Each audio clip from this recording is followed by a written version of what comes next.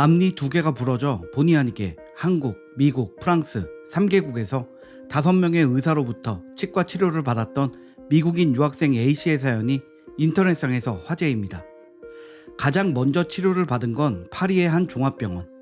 빠진 이를 대신할 브릿지를 씌웠는데요. 그럭저럭 잘 지내다 한국에 와서 간장게장을 먹다가 그만 브릿지 한쪽이 부러졌다고 합니다. 하필 주말이라 문연 치과가 없을까 걱정했는데 한국은 토요일에도 진료를 해서 레진으로 임시로 모양을 냈다고 하는데요.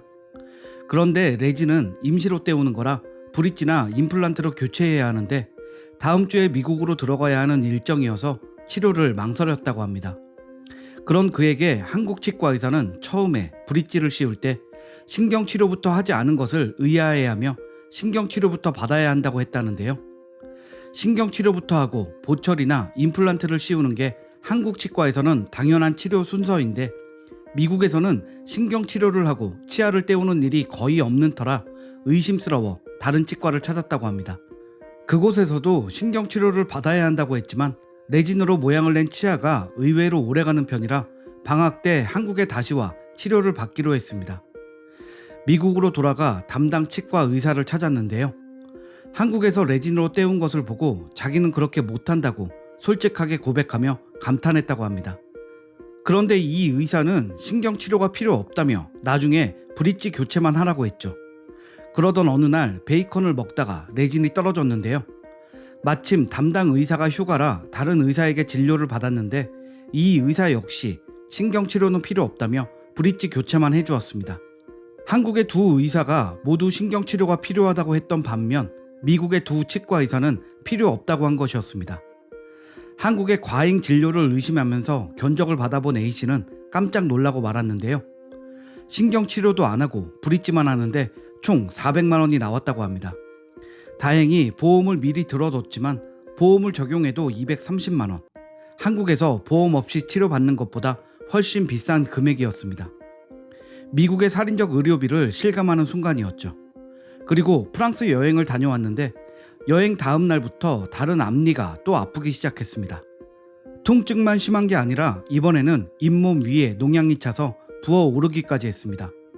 급하게 파리의 치과 의사를 찾았지만 금요일 오후에 일하는 치과 의사는 아무도 없었고 주말 내내 참고 견디다가 월요일 아침이 되어서야 치과 의사를 만날 수 있었는데요. 이 의사는 신경치료를 해야 한다면서 왜 처음부터 안 했는지 의아해했다고 합니다. 그런데 프랑스에서 보험 없이 신경치료를 하려니 비용이 400유로나 든다고 합니다. 게다가 열악한 병원 환경에 결국 여행 기간 내내 통증을 참다가 미국에 와서 나머지 하나의 앞니도 신경치료를 받았다고 합니다. 3개국을 돌며 5명의 의사에게 치료를 받은 덕에 A씨는 수백만 원의 치료비를 감당하고 수많은 시간을 통증과 싸워야 했습니다. 그가 내린 결론은 결국 한국 치과 의사들의 실력이 미국이나 프랑스보다 우수하다는 것이었는데요. 한국은 치료비가 싸서 환자들이 부담 없이 브릿지나 임플란트를 하다 보니 의사들의 경험이 많아 더 좋은 실력을 쌓을 수 있었던 것 같다고 그는 평가했습니다.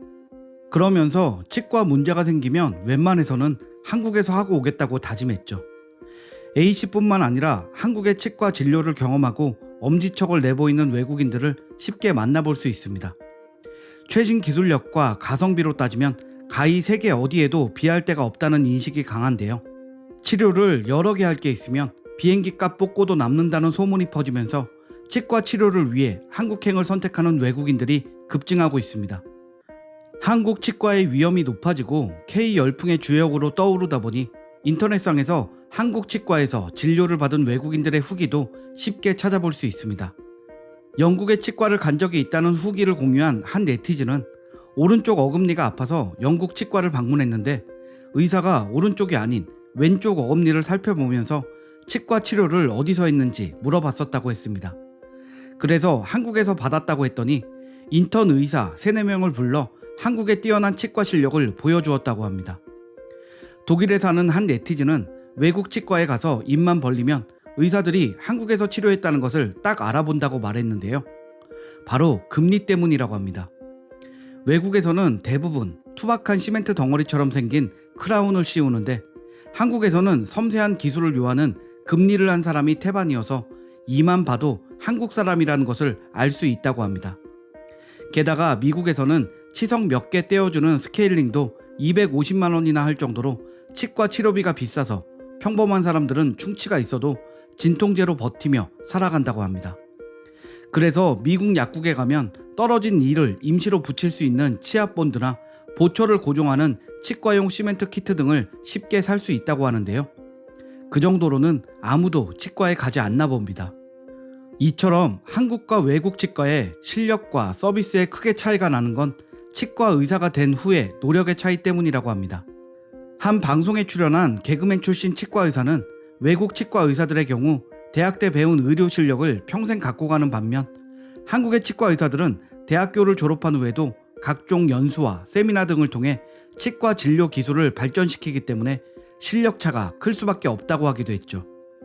게다가 한국에는 치과가 너무 많고 치과 의사는 더 많아서 경쟁이 심하기 때문에 더 좋은 기술과 서비스를 보여줘야 하므로 환자들은 저렴한 비용에 최신 기술력이 동원된 치과 치료를 받을 수 있다는 분석도 나옵니다.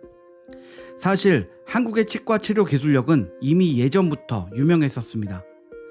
2007년부터 2017년까지 10년 동안 전 세계에서 발간된 치과 교정학 관련 저널에 논문을 발표한 상위 10개 기관 중 4곳이 한국의 대학과 병원인 것으로 나타났으며 2020년 전공별 세계 대학 순위에서 치의학 전공 분야의 서울대학교가 29위로 50위권에 진입하기도 했었습니다.